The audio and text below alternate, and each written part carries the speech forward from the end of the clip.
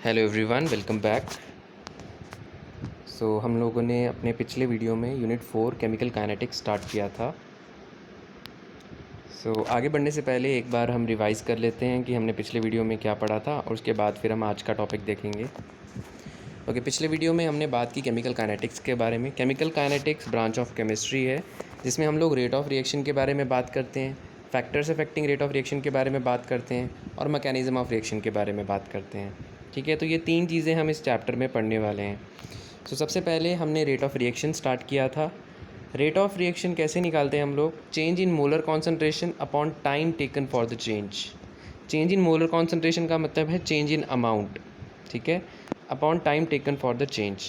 ठीक है, मतलब जो अमाउंट में चेंज आ रहा है, चाहे रिएक्टेंट का अमाउंट ले लो चाहे प्रोडक्ट का अमाउंट ले लो, उसको डिवाइड करना है टाइम टेकन से, तो आपका रेट ऑफ रिएक्शन निकल जाएगा। देन हम लोगों ने एक एग्जांपल लिया था, A gives us B. A reactant है, बी प्रोडक्ट है। ठीक है, तो ये यहाँ रेट ऑफ रिएक्शन निकालना है, तो ये आया आपका minus del concentration of A upon del T, या फिर plus del concentration of B upon del T. ठीक है, डेल का मतलब चेंज, स्क्वायर ब्रैकेट ए का मतलब कॉन्सेंट्रेशन ऑफ ए। ठीक है, इसी तरह यहाँ पे स्क्वायर ब्रैकेट बी है, कॉन्सेंट्रेशन ऑफ बी।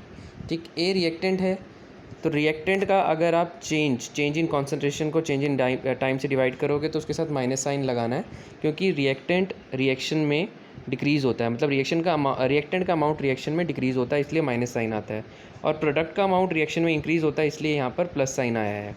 ठीक है, तो ये आपने ध्यान रखना है। उसके बाद ये थोड़ी सी कॉम्प्लेक्स रिएक्शन ली, A plus B gives us C plus D. यहाँ पर ये जो small A, small B, small C, small D हैं, ये स्टोइकियोमेट्रिक कोफिशिएंट है। ठीक है, ये सिर्फ आपने लगाए हैं रिएक्शन को बैलेंस करने के लिए। ये नंबर्स होंगे आपके 1 2 3 4, कुछ ना कुछ नंबर्स होंगे। ठीक है, तो अगर आपके पास स्टोइकियोमेट्रिक कोफिशिएंट प्रेजेंट हो तो रेट ऑफ रिएक्शन कैसे आता है? ए के रिस्पेक्ट में अगर आप देखें तो minus del A upon del T, ठीक है, इंटू 1 अपॉन ए। यहाँ पे ए जो है स्टोइकियोमेट्रिक कोफिशिएंट है। इस तरह बी की टर्म्स में minus 1 upon B del B upon del T. इस तरह अब प्रोडक्ट की बात करें तो प्लस आ जाएगा, plus 1 upon C del C upon del T and plus 1 upon D del D upon del T. इनमें से कोई भी एक फॉर्मूला लेके आप रेट निकाल सकते हैं। नेक्स्ट हम लोगों ने एक और चीज़ डिस्कस की थी, rate of appearance and rate of disappearance. Rate of disappearance होता है रिएक्टेंट के लिए, रेट ऑफ अपेरेंस होता है प्रोडक्ट के लिए। ठीक है, तो पिछली रिएक्शन में ए और बी रिएक्टेंट थे, इनका रेट ऑफ डिसअपेरेंस निकालना है तो minus del A upon del T, and B का निकालना है तो minus del B upon del T. यहाँ पे स्टोइकियोमेट्रिक कोफिशिएंट नहीं आते हैं। ठीक है, माइनस साइन इसलिए लगा क्योंकि रिएक्टेंट है। और अगर रेट ऑफ अपेरेंस निकालना है अपने प्रोडक्ट्स का तो plus del C upon del T and plus del D upon del T. ठीक है, सी का रेट ऑफ डिसअपेरेंस आएगा plus del C upon del T and D का आएगा plus del D upon del T. मतलब हर किसी का रेट ऑफ अपेरेंस और डिसअपेरेंस अलग अलग निकलेगा। ए का निकालोगे तो फिर फॉर्मूले में ए की कॉन्सेंट्रेशन आएगी, बी का निकालोगे तो बी की कॉन्सेंट्रेशन, ऐसे होगा। ओके, नेक्स्ट हमने units of rate of reaction देखा था। रेट किसके इक्वल था? Concentration upon time. कॉन्सेंट्रेशन का यूनिट होता है मोल पर लीटर और टाइम का यूनिट होता है सेकेंड, मिनट या आर, कुछ भी ले सकते हैं। तो जनरली सेकेंड लिया जाता है, तो इसलिए यूनिट क्या बन गया? यूनिट ऑफ रेट मोल पर लीटर पर सेकेंड। ठीक है, तो ये हमने ऑलरेडी डिस्कस कर लिया है। आज हम लोग बात करेंगे एवरेज एंड इंस्टेंटेनियस रेट के बारे में। ठीक है, अभी तक जो आपने रेट पढ़ा था वो आपका एवरेज रेट है। ठीक है, एवरेज रेट का क्या मतलब है थोड़ा सा देख लेते हैं। लेट अस सपोज़ आप न्यू दिल्ली से जम्मू की तरफ जा रहे हैं। ठीक है, मान लो गाड़ी में जा रहे हैं हम लोग। बेसिकली हम लोग तो रिएक्शंस पढ़ रहे हैं, लेकिन समझने के लिए हम डिस्टेंस का एग्जांपल लेके समझेंगे। लेट अस सपोज़ आप न्यू दिल्ली से जम्मू की तरफ जा रहे हैं अपनी कार में। ठीक है, तो आपने मतलब इस डिस्टेंस को कवर करने के लिए, लेट अस सपोज़ डिस्टेंस है 600 किलोमीटर और आपने टाइम लिया 10 आवर्स। 600 किलोमीटर डिस्टेंस है और टाइम लिया 10 आवर्स। तो आप यहाँ से अगर अपनी गाड़ी की स्पीड निकालना चाहते हैं तो स्पीड क्या आएगी? Distance upon time, 600 kilometres divided by 10 hour, ये आपकी स्पीड निकलेगी। 60 आंसर आ रहा है, 60 किलोमीटर पर आवर, ये आपकी स्पीड है, और ये स्पीड आपकी एवरेज स्पीड है। ठीक है, ये आपकी एवरेज स्पीड है। लेकिन अगर मैं आपसे पूछूं क्या आप इसी स्पीड से हमेशा चलते रहे थे, तो आपका आंसर होगा नहीं। किसी जगह आपकी स्पीड 70 रही होगी, किसी जगह पे 80 रही होगी, किसी जगह 60, किसी जगह 40। ठीक है, जो लोग गाड़ी चलाते हैं उनको अच्छे से पता होगा कि हम कांस्टेंट स्पीड से गाड़ी बहुत कम चला पाते हैं, बिकॉज रास्ते में कभी ट्रैफिक होता है, कभी ट्रैफिक लाइट, कुछ ना कुछ आता रहता है रास्ते में ना, तो उस वजह से हमारी स्पीड चेंज होती रहती है। कभी रोड बिल्कुल खाली होती है तो हम बहुत ज़्यादा स्पीड से भी चला पाते हैं।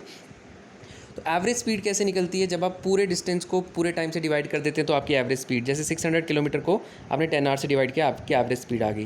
लेकिन इंस्टेंटेनियस स्पीड अगर आप निकालना चाहते हैं, ठीक है, तो आप अपनी गाड़ी को देख सकते हैं, गाड़ी का जो स्पीडोमीटर होता है वहाँ देख सकते हैं, वहाँ पे आपको स्पीड नज़र आती है। कभी वो 60 पे दिखाया, कभी 70, कभी 80, कभी 90, कभी 100। इंस्टेंटेनियस स्पीड जो होती है वो उस इंस्टेंट की स्पीड होती है, उस पर्टिकुलर सेकंड की स्पीड होती है इंस्टेंटेनियस स्पीड। और जो आपकी एवरेज स्पीड होती है वो आपकी टोटल जर्नी की एवरेज स्पीड होती है, ठीक है, टोटल जर्नी में जो आपने टोटल डिस्टेंस अपॉन टाइम करके निकाली होती है, ठीक है।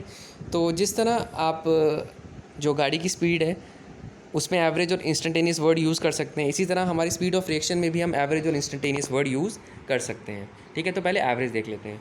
एवरेज क्या है? The rate of reaction measured over a long time interval is called average rate of reaction. It is equal to del X upon del T. X यहाँ पे कॉन्सेंट्रेशन है, टी यहाँ पे टाइम है, ठीक है। जो आपने पीछे पढ़ा है वो यही था। तो जैसे एग्जांपल है 2HI gives us H2 + I2। यहाँ पे रेट ऑफ रिएक्शन निकालना है, एवरेज रेट निकाल रहे हैं हम लोग। कैसे निकलेगा? रिएक्टेंट के लिए माइनस आएगा, कोफिशिएंट 2 है तो 1/2 हो जाएगा, del HI upon del T, del concentration of HI upon del T, ठीक है। इस तरह H2 के हिसाब से निकाल लें तो अगर plus del H concentration of H2 upon del T, इस तरह I2 के हिसाब से del concentration of I2 upon del T. ऐसे आप लोग क्या निकाल सकते हैं? अपनी रेट ऑफ रिएक्शन निकाल सकते हैं, ठीक है। ये आपने पीछे पढ़ा है, काफ़ी डिटेल में हमने पिछले लेक्चर में हमने डिस्कस किया इसको। ओके, तो इसके साथ हम ग्राफिकली भी आपकी एवरेज स्पीड निकाल सकते हैं। ये देखो, ये ग्राफ है जिसमें वाई एक्सिस के अलॉन्ग आपने मोलर कॉन्सेंट्रेशन एक्स को प्लॉट किया है, कॉन्सेंट्रेशन को प्लॉट किया है, और एक्स एक्सिस के अलॉन्ग टाइम को प्लॉट किया है। तो ग्राफ कुछ इस तरह का आ रहा है, इस तरह का, ठीक है। इस ग्राफ का मीनिंग क्या है? इस ग्राफ को देख के हम ये बता सकते हैं कि रिएक्टेंट की कॉन्सेंट्रेशन टाइम के साथ डिक्रीज़ हो रही है। ये मोलर कॉन्सेंट्रेशन किसकी लिए है? रिएक्टेंट की। तो रिएक्टेंट की कॉन्सेंट्रेशन टाइम के साथ डिक्रीज़ हो रही है, ये ग्राफ ये दिखा रहा है, नीचे की तरफ जा रहा है ग्राफ, तो इसलिए इसका मतलब है कि रिएक्टेंट की कॉन्सेंट्रेशन टाइम के साथ डिक्रीज़ हो रही है, ठीक है। तो हमने अगर यहाँ पे क्या निकालनी है? Average rate of reaction. तो क्या करेंगे? कोई 2 पॉइंट लेंगे इस ग्राफ पे, एक पॉइंट ये लिया है और एक पॉइंट ये लिया है, तो कोई 2 पॉइंट लेंगे, ठीक है। इस पॉइंट के कॉरस्पॉन्डिंग आप कॉन्सेंट्रेशन निकालेंगे। कैसे निकालेंगे? यहाँ से एक लाइन बिल्कुल वाई पे जाके ज्वाइन करेंगे, और टाइम निकालना है तो यहाँ से लाइन टाइम वाले एक्सिस के साथ ज्वाइन करेंगे। तो यहाँ से कॉन्सेंट्रेशन आ गई x1, टाइम आ गया t1, लेट अस सपोज। इस तरह इस पॉइंट के लिए भी कॉन्सेंट्रेशन और टाइम निकालनी है। कॉन्सेंट्रेशन आ गई x2 इस पॉइंट की, और टाइम आ गया t2, ठीक है। जो भी आपने पॉइंट लिया है, ठीक है, उस पॉइंट से बिल्कुल स्ट्रेट लाइन ड्रॉ करनी है। वाई एक्सिस पे आपकी कॉन्सेंट्रेशन निकलेगी, एक्स एक्सिस पे ड्रॉ करोगे तो आपका टाइम निकलेगा, ठीक है। तो जो 2 पॉइंट्स हैं उनकी कॉन्सेंट्रेशन x1 और x2 आ गई, और टाइम T1 और T2 आ गया। अब अगर आप एवरेज रेट ऑफ रिएक्शन निकालना चाहते हैं तो change in molar concentration upon change in time. Change in concentration क्या होगी? मतलब मान लेते हैं कि पहले मतलब जब आपकी रिएक्शन ऐसे जा रही है ना, तो पहले x1 कॉन्सेंट्रेशन आई, फिर x2 आई, तो फाइनल क्या है? x2, और इनिशियल क्या है? x1। तो x2 - x1, change in molar concentration आ गया x2 - x1। इस तरह टाइम भी पहले t1 आया, फिर t2 आया, ठीक है। तो ऐसे चलता है ना ग्राफ, और ऐसे चलता है ग्राफ, ठीक है। मतलब ये आपके एक्सिस है ना, वाई और एक्स, और ये आपका ग्राफ है, ठीक है। ये ग्राफ ऊपर से नीचे की तरफ आ रहा है, तो पहले कॉन्सेंट्रेशन x1 आई, फिर x2 आई। तो चेंज कैसे निकालते हैं? Final minus initial, x2 - x1। इस तरह जब आप ऐसे ग्राफ जा रहे हैं तो पहले टाइम t1 आ रहा है, फिर t2 आ रहा है, तो टाइम कैसे निकालेंगे? Change in time, final time minus initial time, t2 - t1, ठीक है। तो यहाँ पर ये जो एवरेज रेट निकल कर आ रहा है, ठीक है, ये जो एवरेज रेट निकल कर आ रहा है, ये एक मतलब एक थोड़ी बड़े टाइम ड्यूरेशन का रेट है, इसलिए इसको एवरेज रेट बोलते हैं। इंस्टेंटेनियस रेट बिल्कुल एक पर्टिकुलर पॉइंट पे क्या स्पीड है रिएक्शन की वो बतानी है, तो उसको इंस्टेंटेनियस रेट बोलते हैं। ये देखो, ये टाइम t1 से लेकर t2 तक काफ़ी बड़ा टाइम है, उसमें रिएक्शन की क्या स्पीड है ये बता रहा है ये फॉर्मूला, ठीक है। तो ये हो गया। अच्छा, आपने रिएक्टेंट लिए हैं तो हमें यहाँ पे माइनस साइन लगाना चाहिए, तभी आपका सही आंसर आएगा, ठीक है। चलिए आगे चलते हैं। ओके, ये मैंने पहले ही बोल दिया, एवरेज रेट जो है आपको एक लॉन्ग टाइम ड्यूरेशन में जो रिएक्शन का रेट है उसके बारे में बताता है, और जो आपका इंस्टेंटेनियस रेट है ये आपको बिल्कुल एक पर्टिकुलर इंस्टेंट पे क्या रिएक्शन की स्पीड है उसके बारे में बताता है, ठीक है। और ये है इसकी definition. It is defined as rate of reaction taken at particular instant of time. एक पर्टिकुलर पॉइंट पे क्या रिएक्शन की स्पीड है उसके बारे में बताता है। अभी ग्राफिकली आपको और क्लियर हो जाएगा। इसका फॉर्मूला है dx/dt। dx यहाँ पे डिफ्रेंसिएशन ले रहे हैं हम, ठीक है। जो लोग जिन्होंने मैथ्स नहीं रखा है अभी उनको डिफ्रेंसिएशन वर्ड का शायद इतना आइडिया ना हो, बट खैर हमने यहाँ पर कुछ खास नहीं करना है। आप इतना समझ सकते हैं dx/dt का मतलब है small change in concentration upon change in time. ठीक है, जब टाइम का ड्यूरेशन आपने छोटा लिया है तब आप dx/dt लिखते हैं, जब टाइम का ड्यूरेशन बड़ा लिया तो आप del x/del t लिखते हैं। ठीक है, इंस्टेंटेनियस रेट क्या होता है, एवरेज रेट के इक्वल होता है when del t approaches to zero. ठीक है, इंस्टेंटेनियस रेट एवरेज रेट के ही इक्वल है, लेकिन उस टाइम क्या होना चाहिए, चेंज इन टाइम बहुत कम होना चाहिए, बिल्कुल जीरो के बराबर चेंज इन टाइम होना चाहिए। ठीक है, यानी चेंज इन टाइम बहुत कम होना चाहिए। ठीक है, ठीक है, ओके। सो ये हमारी एक रिएक्शन है, N2 + 3H2 gives us 2NH3। Formula निकालने का तरीका बिल्कुल सेम है, सिर्फ डेल की जगह डी आ जाएगा, सेम वैसा ही है। तो क्या आएगा, -d कॉन्सन्ट्रेशन ऑफ N2/dt। इस तरह H2 के हिसाब से निकालना है तो -1/3, यहाँ पे d आएगा, d कॉन्सन्ट्रेशन ऑफ H2/dt। ये थोड़ा मिसप्रिंट हो गया। इसी तरह अगर हम लास्ट वाले पे चलें 2NH3 के हिसाब से, +1/2 d कॉन्सन्ट्रेशन ऑफ NH3/dt। ठीक है, तो ये तीनों के हिसाब से आप इंस्टेंटेनियस रेट निकाल सकते हैं, जैसे आप तीनों के हिसाब से एवरेज रेट निकाल पाते थे। डिफरेंस क्या है, वहाँ पे डेल आता था, यहाँ डी आता है। Stoichiometric coefficient same role play करते हैं, वहाँ पे भी क्या हो जाते थे, जैसे वहाँ पे भी 3 को आप 1/3 की फॉर्म में लिखते थे, यहाँ पे भी वैसा किया है। वहाँ पे भी रिएक्टेंट के साथ माइनस लगाते थे, प्रोडक्ट के साथ प्लस लगाते थे, वहाँ यहाँ भी ऐसा ही किया है। ठीक है, तो बहुत सिंपल है, कोई प्रॉब्लम वाली बात नहीं है। नेक्स्ट ये देखिए, ग्राफिकली थोड़ा और क्लियर हो जाएगा, ग्राफ कैसे आपको हेल्प करेगा इंस्टेंटेनियस रेट निकालने के लिए। ये देखो, ये आपका कर्व जा रहा है। ठीक है, ये आपका कर्व है। ठीक है, मोलर कॉन्सन्ट्रेशन और टाइम का ग्राफ है। इसका मतलब टाइम जैसे जैसे बढ़ रहा है कॉन्सन्ट्रेशन कम हो रही है, ग्राफ नीचे की तरफ जा रहा है, इसका मतलब टाइम बढ़ने से कॉन्सन्ट्रेशन कम हो रही है। ठीक है, जब भी आप ग्राफ को रीड करते हैं तो इस चीज़ को बढ़ाना है, टाइम बढ़ रहा है, और ग्राफ अगर नीचे की तरफ आ रहा है तो इसका मतलब ये चीज़ कम हो रही है। ठीक है, जब भी ग्राफ आप रीड करते हैं तो आप जब इस डायरेक्शन में मूव कर रहे हैं तो मतलब टाइम क्या हो रहा है, बढ़ रहा है। ठीक है, और ग्राफ क्योंकि नीचे की तरफ आ रहा है, इसका मतलब कॉन्सन्ट्रेशन क्या हो रही है, कम हो रही है। ये चीज़ क्या हो रही है, कम हो रही है। ओके, अब इस कर्व के लिए इंस्टेंटेनियस रेट निकालना है। इंस्टेंटेनियस रेट, पहली बात, आपको 2 पॉइंट नहीं लेने, आपने एक ही पॉइंट लेना है। वहाँ 2 पॉइंट लेने का मतलब था एक काफ़ी बड़ा टाइम इंटरवल लिया आपने और वहाँ पे रेट निकाला। एवरेज रेट में आपने 2 पॉइंट लिए थे। इंस्टेंटेनियस रेट में आपने टाइम इंटरवल बहुत छोटा लेना है, तो आप 1 पॉइंट लेंगे। ठीक है, 1 पॉइंट लेंगे और उस पॉइंट का टेंजेंट ड्रॉ करना है। टेंजेंट क्या होता है, टेंजेंट एक ऐसी लाइन होती है जो इस पॉइंट को, मतलब सिर्फ इस पॉइंट को टच करेगी, बाकी इस कर्व में कहीं भी टच नहीं करेगी। टेंजेंट एक ऐसी लाइन है, आपने एक टेंजेंट लेना है जो इस पॉइंट से पास होगा। तो टेंजेंट एक ऐसी लाइन होती है जो सिर्फ इसी पॉइंट को टच करेगी। ठीक है, यहाँ से टच करेगी, बाकी कर्व में कहीं पे भी टच नहीं करेगी। तो आपने एक टेंजेंट लेना है। अब ये जो टेंजेंट है, ये वाई एक्सिस पे जहाँ कट कर रहा है उस पॉइंट को नोट करना है, उसका नाम क्यू दे दिया, और एक्स एक्सिस पे जहाँ कट कर रहा है उस पॉइंट को नोट करना है, उसका नाम पी दे दिया। ओके, सो हमने सबसे पहली बात कर्व पे एक पॉइंट लिया और उस पॉइंट का टेंजेंट ड्रॉ किया। टेंजेंट वो लाइन होती है जो सिर्फ उस कर्व के उसी पॉइंट को टच करेगी और किसी पॉइंट को टच नहीं करेगी। अभी टेंजेंट वाई एक्सिस को जहाँ कट कर रहा है उसका नाम क्यू, और एक्स एक्सिस को जहाँ कट कर रहा है उसका नाम पी। अगर अब आप रेट निकालना चाहते हैं तो सिंपल सा आपका फॉर्मूला आएगा OQ/OP। OQ/OP, ये जो आपका रेट है ये आपका इंस्टेंटेनियस रेट है। ओके, सो ये हमने कर्व बनाया था किसके बीच में, मोलर कॉन्सेंट्रेशन के बीच में एंड टाइम के बीच में। ठीक है, उसके बाद हमने टेंजेंट ड्रॉ किया। ये जो आपने OQ/OP निकाला है, ये इस टेंजेंट की स्लोप है, स्लोप ऑफ टेंजेंट का फॉर्मूला है।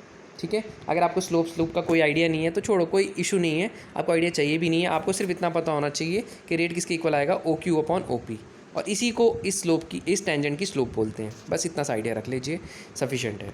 ठीक है, तो ये तो मैंने पहले ही बता दिया आपको, डेल जहाँ पे लगा होगा वहाँ पे एवरेज रेट है और डी जहाँ लगा होगा वहाँ पे इंस्टेंटेनियस रेट है। ओके, सो ये हमारा एवरेज रेट और इंस्टेंटेनियस रेट कवर हो गया। एवरेज रेट में लॉन्ग टाइम ड्यूरेशन के लिए आप रेट निकालते हैं और इंस्टेंटेनियस रेट पे एक पॉइंट के लिए आप रेट निकालते हैं। ठीक है, एवरेज रेट इंस्टेंटेनियस रेट एक जैसे हैं, वहाँ पे बस डेल आता है, यहाँ पे बस डी आता है। ठीक है, और इंस्टेंटेनियस रेट के लिए टाइम इंटरवल क्या होता है आपका, अप्रोचेस टू जीरो होता है। एवरेज रेट के लिए कर्व पे आप 2 पॉइंट ले रहे थे, 2 पॉइंट लिए थे ये आपने। ठीक है, इंस्टेंटेनियस रेट के लिए कर्व के लिए आप कर्व पे एक ही पॉइंट लेते हैं, उसका टेंजेंट ड्रॉ करते हैं और उस टेंजेंट की स्लोप निकालते हैं। ठीक है, जो आपका स्लोप होगा वही आपका इंस्टेंटेनियस रेट है। एक छोटा सा न्यूमेरिकल देखेंगे आज, फिर हम बस करेंगे, इतना ही करेंगे आज। ओके, सो ये आपको एक रिएक्शन दिया है, express the rate of following reaction in terms of reactants and product. तो ये आपको दिया है रिएक्शन। ठीक है, इसका रेट बताना है आपने रिएक्टेंट और प्रोडक्ट की टर्म्स में। ठीक है, तो इसके हिसाब से चारों के हिसाब से रेट बताना है। तो रेट क्या आएगा देखो, रिएक्टेंट के हिसाब से, इसके हिसाब से आएगा -1/4 del concentration of NH3 upon del T. इसके हिसाब से आएगा -1/5 del concentration of O2 upon del T. इसके हिसाब से आएगा +1/4 del concentration of NO upon del T. इसके हिसाब से आएगा +1/6 del concentration of H2O upon del T. ये तो ईजी है, ठीक है, तो ये मैंने लिखा नहीं है यहाँ पर, मैंने ऐसे ही वर्बली आपको बता दिया। अब क्वेश्चन देखते हैं। If rate of formation of NO is this, NO का रेट ऑफ फॉर्मेशन दिया है, calculate rate of disappearance of ammonia ये, and calculate rate of formation of H2O ये, ठीक है। तो ये तीन चीज़ें हमारे काम की है, तो मैंने अपना रेट ऑफ रिएक्शन इन तीन चीज़ों की टर्म्स में लिखा है। क्वेश्चन में वैसे चारों के हिसाब से पूछा था, वो मैंने वर्बली बता दिया, मैंने यहाँ पे लिखा तीन की टर्म्स में है। ये आपकी रिएक्शन थी, उसमें क्वेश्चन में इसका रेट ऑफ अपीयरेंस दिया है, ठीक है, किसका रेट ऑफ अपीयरेंस दिया, हाँ NO का रेट ऑफ अपीयरेंस दिया है, और आपसे पूछा किसका रेट ऑफ अपीयरेंस है, रेट ऑफ डिसअपीयरेंस अमोनिया का पूछा है, सॉरी इसका दिया है, इसका पूछा है और इसका पूछा है। ओके, तो सबसे पहले हमें पता है रेट ऑफ रिएक्शन किसके इक्वल होगा, रेट ऑफ रिएक्शन इक्वल होगा इन तीनों के हिसाब से, सिर्फ इन तीनों के हिसाब से देखना है। पहले इसके हिसाब से लिखते हैं, या पहले इसके हिसाब से लिखते हैं, -1/4 del concentration of NH3 upon del T. इसके हिसाब से +1/4 del concentration of NO upon del T. इसके हिसाब से +1/6 del concentration of H2O upon del T. तो ये हमने रेट ऑफ रिएक्शन लिख लिया इन तीनों के टर्म्स में। इन तीनों के टर्म्स में क्यों लिखा, क्योंकि इन तीन में से एक क्वेश्चन में दिया हुआ है और दो आपको निकालने को बोला है। ओके, सो चलिए अब आगे बढ़ते हैं। और क्वेश्चन में एक और चीज़ दी है, rate of appearance of NO दिया है, यहाँ पे प्लस आएगा, मैंने गलती से माइनस लिख दिया, plus del NO upon del T दिया है आपको 3.6 × 10⁻³ मोल पर लीटर पर सेकेंड। आपको याद होगा रेट ऑफ अपीयरेंस या डिसअपीयरेंस में हम कोफिशिएंट नहीं लेते हैं, ठीक है, लेकिन रेट ऑफ रिएक्शन में हम लोग कोफिशिएंट लेते हैं। तो पहले आपको क्या पूछा है, पहले आपसे पूछा rate of disappearance of ammonia, तो पहले हम वो निकालेंगे। उसको निकालने के लिए हमें क्या करना पड़ेगा, उसको निकालने के लिए हम इन दोनों चीज़ों को यूज़ करेंगे। रेट ऑफ रिएक्शन इसके इक्वल भी है, इसके इक्वल भी है, मतलब ये दोनों आपस में इक्वल है, तो इन दोनों को यूज़ करेंगे हम। ये हमने इन दोनों को दोबारा लिख दिया और वैल्यूज़ पुट करेंगे, आपका आंसर आ जाएगा। तो ये पहले वाला लिखा है अमोनिया वाला, और ये दूसरा वाला लिखा, ठीक है। यहाँ से 4 और 4 कैंसिल हो जाएंगे, ठीक है। क्या बचेगा यहाँ पर, ये मैंने गलती से थोड़ा सा, मैं बताता हूँ क्या हो गया यहाँ पर।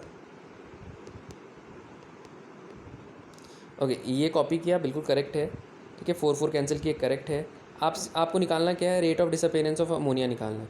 तो माइनस यहाँ से क्या बचा, minus del NH3 upon del T, ये किसके इक्वल आएगा, del NO upon del T के इक्वल आएगा। तो del NO upon del T क्या है, ये वैल्यू, तो ये आपका आंसर है। ये गलत लिख दिया मैंने, ठीक है। यहाँ पे क्या आना है, minus del NH3 upon del T आना है। ये किसके इक्वल आ जाएगा, इसकी वैल्यू के इक्वल, इसकी वैल्यू क्वेश्चन में दी है ये, ठीक है। यानी rate of disappearance of ammonia इसी के इक्वल आएगा, क्योंकि 4 4 कैंसिल हो गए, ठीक है। रेट ऑफ डिसअपीयरेंस अमोनिया का नेगेटिव ही रहना चाहिए, तो एज इट इज़ रहेगा। इसकी वैल्यू पुट की है हमने ये, यानी ये जो है ये इसके इक्वल आ गया, तो ये ख़त्म हो गया। ओके, सेकंड क्वेश्चन में, सेकंड पार्ट में आपसे पूछा rate of formation of water, ठीक है। तो ये दोनों यूज़ कर लेते हैं, ये दोनों यूज़ करेंगे, rate of formation of water निकल जाएगा। ये दोनों मैंने आगे नेक्स्ट पेज पे लिखे हैं, ये लिखे हैं मैंने, ठीक है। अब देखो, मुझे rate of formation of water निकालना है, rate of formation of water, rate of formation of water इसी के इक्वल आएगा, है ना, सिंपल सी बात है।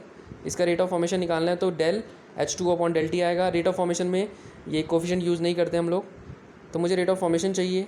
ये मैंने रेट ऑफ रिएक्शन से इक्वेशन यूज़ की है, और चाहिए मुझे del H2O upon del T, तो इसलिए मैं 6 को उधर ले जाऊँगा, 6 उधर जाके मल्टीप्लाई हो जाएगा, 6/4 आएगा, ये कैंसिल हो जाएगा, 2 3 × 6, 2 2 × 4, 3/2 हो जाएगा, 3/2, और इसकी वैल्यू आपने पुट कर दी है, क्वेश्चन में दी थी, ठीक है। उसके बाद 3.6 को 3 से मल्टीप्लाई किया और फिर 2 से डिवाइड किया, ये आंसर आ गया 5.4। ये एज इट इज़ रहा, और यूनिट जो इसका यूनिट था वही इसका यूनिट आएगा, मोल पर लीटर पर सेकेंड, ठीक है। तो आपने del H2O upon del T निकालना था, क्या किया आपने, ये इक्वेशन यूज़ किया, 6 को उधर ले गए, ठीक है। उसके बाद ये कट किया और 6 और 4 को कट करके 3/2 बनाया, इसकी वैल्यू पुट की, सॉल्व किया, आंसर आ गया। ये आपका आ गया del H2O upon del T. Okay, बहुत सिंपल सा न्यूमेरिकल है, कोई प्रॉब्लम नहीं है, एक बार आराम से ध्यान से देखना। ये 2 और न्यूमेरिकल्स हैं, ये आप ट्राई करना, फिर हम नेक्स्ट क्लास में इनको डिस्कस करेंगे, ठीक है। सो आज के लिए इतना ही करेंगे। Thank you so much for watching, ठीक है। कल मिलते हैं अपनी नेक्स्ट क्लास में।